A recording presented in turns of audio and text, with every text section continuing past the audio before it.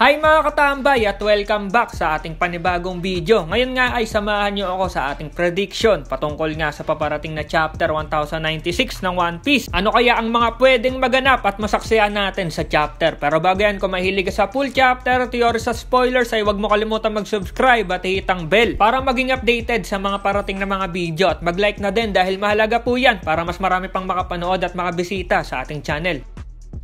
O paano, simulan na natin? Let's go!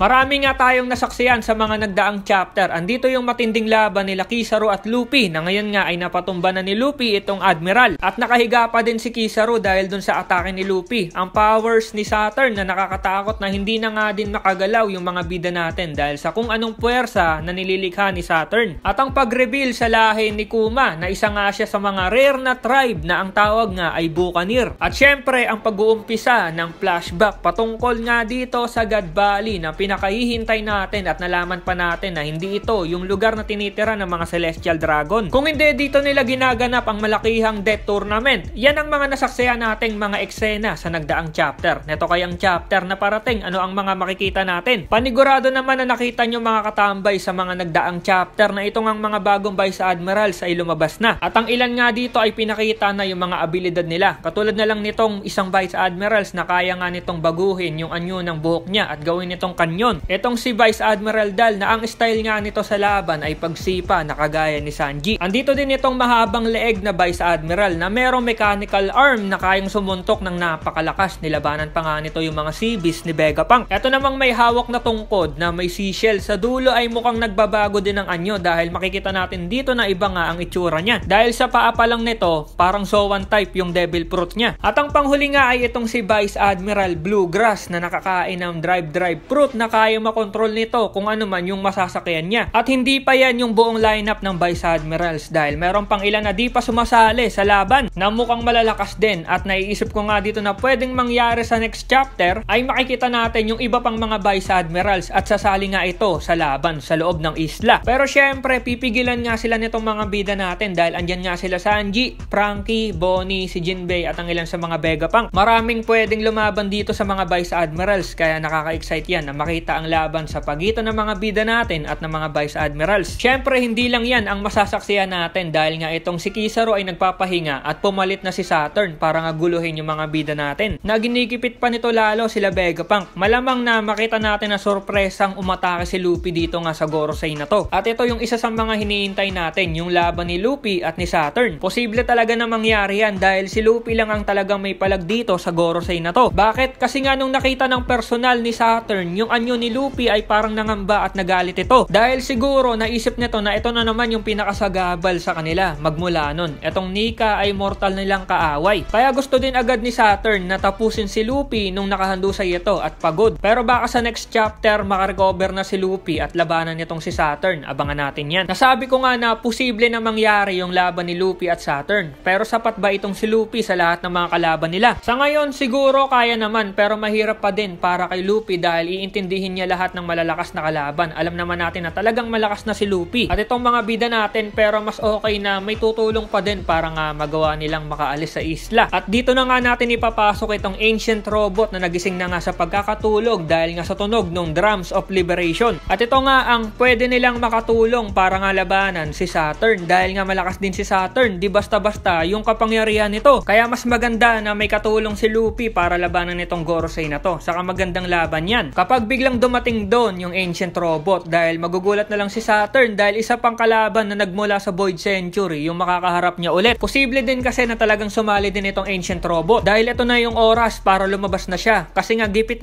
na yung mga bida natin at kailangan na nila ng tulong. Ito yung mga naisip ko na mangyayari sa Egghead Island. Pero paano kung magkaka-flashback ulit? Malamang na meron din ito dahil nga sa nakaraang chapter ay nakita natin doon na uumpisahan na nila yung tournament sa God Valley. At panigurado na sa next chapter ay baka ipakita na yung tournament at yung premyo na ang hula nga natin at ng ibang mga fans ay yung laman ng mga treasure box ay mga devil fruit. At makikita din natin yung pagsali nila Kuma sa tournament na to. Na panigurado na dito din makikita ni Kuma yung devil fruit niya. Saka malamang niyan na may mga lilitaw din na ibang karakter. Posibleng bago at yung mga involved dito sa tournament na to. Katulad na lang ng iba pang mga miyembro ng God's Knight. iba pang mga miyembro ng Gorosei o si Im. Pero ang gusto kong makita ay baka palihim din na andon si Dragon dahil 'di ba dalawa yung miyembro ng Revolutionary Army. Andon si Ivankov at si Kuma. Sa tournament niya siguro makikilala yung dalawa, kaya kung mangyayari yan, nakaka-excite. At sa panghuli ay balik tayo sa Egged Island. Ito naisip ko na dahil 'di ba gipit na yung mga bida natin at sabi nga ni Saturn na wala nang pupuntahan yung mga bida natin, ay kailangan nga nila ng tulong. Nasabi ko nga kanina na yung Ancient Robot, posible talaga na sumali yan dahil andun lang sa isla. Pero may isa pa tayong isasali. Ito nga ay si Kuma. Bakit si Kuma? 'Di ba nga nagmamadali ito na umalis sa Marijoa noon? Pati nga si Akainu naguguluhan na kung saan pupunta si Kuma. Iisa lang naman ang posibleng puntahan na lang nito na kokonekta sa kanya. Ito nga ay sa Egged Island. Syempre may isip natin na si Bonnie ang pupuntahan niya doon. Posible naman talaga dahil para makita niya din ito at siguro nadedetect niya na may masamang mangyayari kay Bonnie. Pero mukhang hindi lang si Bonnie yung pakay niya doon. Ang naisip ko nga lang dito ay 'di ba kinekwentuhan lagi si Kuma ng tatay niya tungkol nga doon sa Nika. Paano kung bukod sa anak niya ay gusto nga din niyang makita ng harapan o kung totoo talaga yung Warrior of Liberation na si Nika? Dahil pangarap din ni Kuma na makita to, matagal na, bata pa lang siya. Napakalupit na pangyayari niyan. Kapag dumating na si Kuma at tumulong sa laban tapos nakita niya si Luffy na naging Sun God Nika, ano kaya ang reaksyon ni Kuma nun? Alin man yan ay abangan natin ang paparating na chapter. Malapit na yan. Sa mga nasabi ko na theory o pananaw ay mas mabuti pa din na abangan na lang natin ang mga susunod pa na chapter. Na-excite lang tayo dahil palupit na ng palupit ang mga nangyayari. Kayo mga katambay, ano ang mga naiisip nyo na pwedeng mangyari sa paparating na chapter? Comment nyo lang sa baba at babasahin ko yan. Salamat sa pagnood at see you sa next video. Over na!